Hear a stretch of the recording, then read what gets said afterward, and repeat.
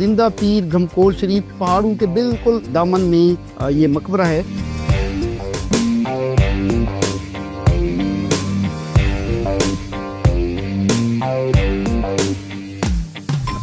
اس وقت ہم گھمکول شریف پہنچے ہوئے ہیں۔ یہ زندہ پیر گھمکول شریف کوہاڑ سے اپروکسیمیٹلی 9 سے 10 کلومیٹر، پہاڑوں کے بالکل چاروں سائڈوں پہ پہاڑ ہے اس کے دامن میں۔ اور یہ ان کے بارے میں کہا جاتا ہے کہ ان کو بشارت ہوئی ڈائریکٹ حضور کریم صلی اللہ علیہ وآلہ وسلم سے کہ آپ اس مقام پہ اپنا پڑاؤ کریں، اور ان کو حکم تھا کہ وہاں جا کے بیٹھ جائیں۔ اور کہا جاتا ہے کہ ساری زندگی یہ پھر انہوں نے لیٹے نہیں ہیں، سوئے نہیں ہیں، لیٹ کے انہوں نے نیند نہیں کی، بیٹھ کے نیند کی۔ اور ان کا کہنا تھا کہ مجھے آرڈر بیٹھنے کا ہوا ہے تو میں ساری زندگی بیٹھ کے کروں گا۔ اور نہ صرف پاکستان سے باہر سے بھی ان کے لاکھوں مریدین ہیں، ان کے فالوور ہیں جو یہاں آتے ہیں، اور ہر سال ان کا بہت بڑا عرس ہوتا ہے یہاں۔ آپ کو ہم دکھائیں گے، ان کی اوپر پہاڑ پہ چلہ گاہ بھی ہے جہاں انہوں نے چلہ کاٹا اور اپنی ساری زندگی یہاں وقف کی۔ مغرب والی سائڈ پہ ایک خوبصورت تاریخی مسجد بھی ہے جو بعد میں بنائی گئی، اور جہاں نماز بھی ادا ہوتی رہی، اور بعد میں اس کا سٹرکچر بنایا گیا۔ بہت ہی بڑا کمپلیکس ہے۔ چلتے ہیں جی، آپ کو مزار کے کچھ حصے دکھاتے ہیں۔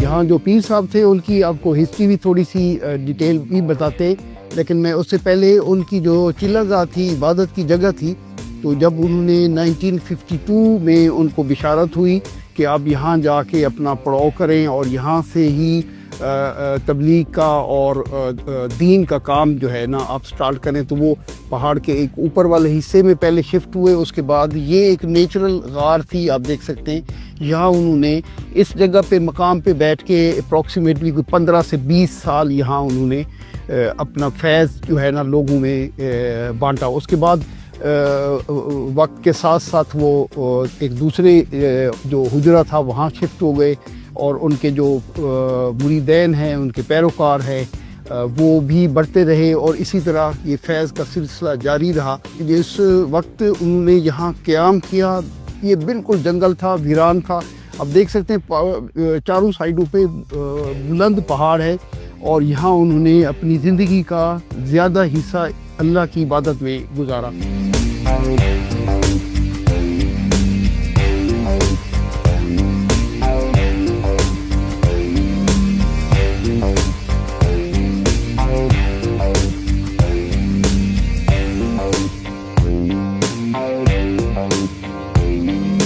ہمارے ساتھ پیر حبیب اللہ شاہ صاحب ہیں، ان سے تھوڑا ہسٹری بھی معلوم کرتے ہیں، اور یہ جگہ جہاں لاکھوں لوگ آتے ہیں اور یہااں حاضری دیتے ہیں، اور یہ سلسلہ جی کیسے جی آپ تک اللہ کا تھوڑی سی ہسٹری جو فالو پوری دنیا۔ یہ ایسے ہے کہ قبلہ پیر صاحب بچپن سے ہی اللہ کا کرم تھا، اللہ کی یاد میں رہتے تھے۔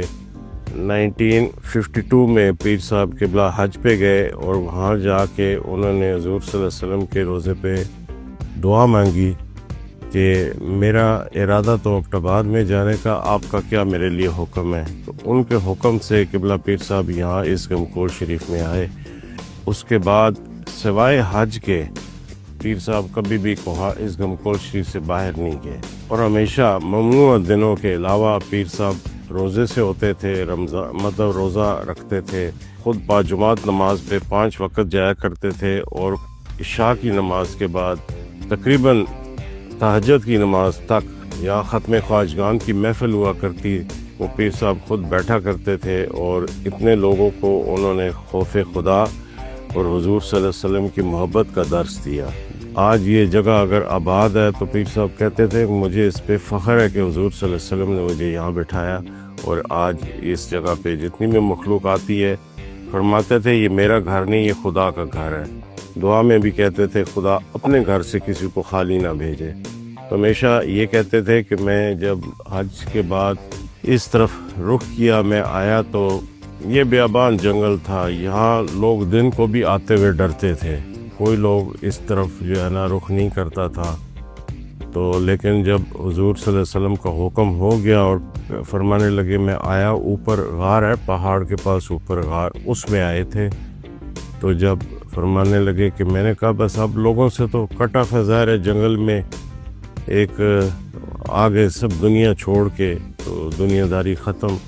تو پھر کہتے ہیں مجھے آواز آئی کہ نہیں، اندر بند ہونے کے لیے نہیں بھیجا، آپ کو مخلوق خدا سے فیض دیں، ان کو رہنمائی کریں. تو پیر صاحب فرماتے جب میں نے غار کا دروازہ کھولا تو مخلوق ہی مخلوق تھی، ہر قسم کے اس میں مطلب یہ لوگ آئے ہوئے تھے. بس وہ ملاقات کا سلسلہ جہاں سے شروع ہوا اور آج تک اللہ کا کرم ہے.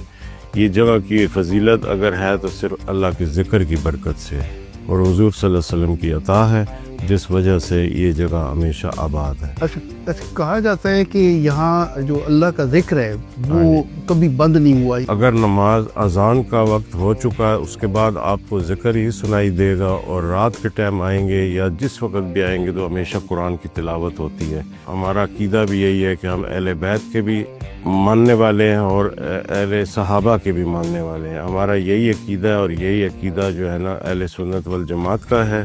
اور قبلہ پیر صاحب بھی اس چیز پہ بہت زور دیتے تھے کہ جو حضور صلی اللہ علیہ وسلم کو 1400 سال پہلے جس نے انکار کیا وہ بھی کافر، جو آج کرے وہ بھی کافر. سب حضور مسلمان کی عزت، حضور کی محبت ہے. جی. اور پیر صاحب نے کتنی ایج میں وصال ہوا ان کا؟ قبلہ پیر صاحب کی تقریباً ایج 87 کے لگ بھگ تھی. ہاں جی. کوئی پیغام؟ ہاں جی. پیر صاحب جو ہے یہ فرماتے تھے کہ گناہ سے منہ موڑو گے تو پیچھے خدا موجود ہوگا. خدا کی یاد رکھیں گے، حضور کی محبت رکھیں گے تو سب کچھ اسی میں ہے. تو یہ فرمایا کرتے تھے کہ جو آدمی وضو کا ایک، جیسے وہ فرماتے تھے کہ وضو، فقیر کا وضو ایسے ہوتا ہے کہ جب ہاتھ دھوئے یہ وعدہ کرے کہ میں اس ہاتھوں سے کوئی گناہ نہیں کروں گا. منہ میں ڈالے گا پانی تو بولے گا میں جھوٹ نہیں بولوں گا. اسی طرح منہ پہ ڈالے گا تو کہے گا میں گناہ سے منہ موڑوں گا. پاؤں جو ہے جب دھوئے گا میں گناہ کی طرف نہیں جاؤں گا. کہتے فقیر کا ایک وضو ساری زندگی کے لیے کافی ہے. وہ وضو کا مقصد یہ ہے. جتنے بھی اولیاء ہیں انہوں نے بھی اپنی زندگی کا زیادہ حصہ سفر میں گزارا. ٹریول کا بھی آپ کو شوق ہے؟